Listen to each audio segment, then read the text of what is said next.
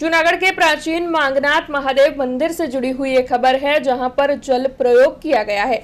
अच्छी बारिश की कामना के साथ इस मंदिर में जल प्रयोग हुआ है। तब आपको बता दें कि सालों पुरानी परंपरा हर साल इस मंदिर में निभाई जाती है। तब मांगनाथ महादेव मंदिर में शिवलिंग को जल में डुबाया गया। अच्छी बारिश हो और नदी नाले पानी से भर जाए, इसलिए ये धार्मिक आयोजन मांगनाथ महादेव मंदिर में करवाया गया था। तब आपको ये भी बता दें कि ज्येष्ठ सुद पूर्णिमा के दिन मांगनाथ महादेव मंदिर पर जल प्रयोग का आयोजन हुआ था, जिसके तहत शिवलिंग का सबसे पहले जलाभिषेक किया गया और बाद में शिवलिंग को जल में डुबाया गया था। ये दिन इसीलिए खास रहा क्योंकि पूर्णिमा थी और साथ ही सोमवार का संयोग भी था। तब बड़ी तादाद में भक्त जो है वो दर्शन के लिए यहाँ पर पहुंचे थे।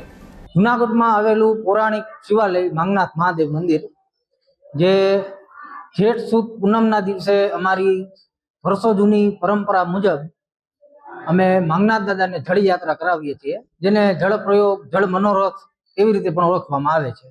आ प्रयोजन फक्त એટલા માટે કરવામાં આવે છે કે ચોમાસું સારું રહે અને વરસાદ વહેલો આવે, એના માટે આ કરવામાં આવે છે।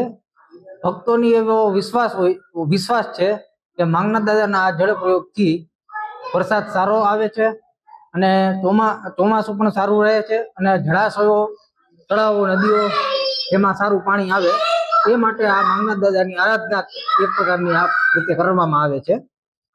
અંદર જળમાં ભક્તો દીપ પ્રજ્વલિત કરે છે, ચંદન પધરાવે છે, અત્તર પધરાવે છે, ફૂલ ગુલાબની પાંદડી એવું બધું પધરાવીને માંગનાથ દાદાની આરાધના કરવામાં આવે છે।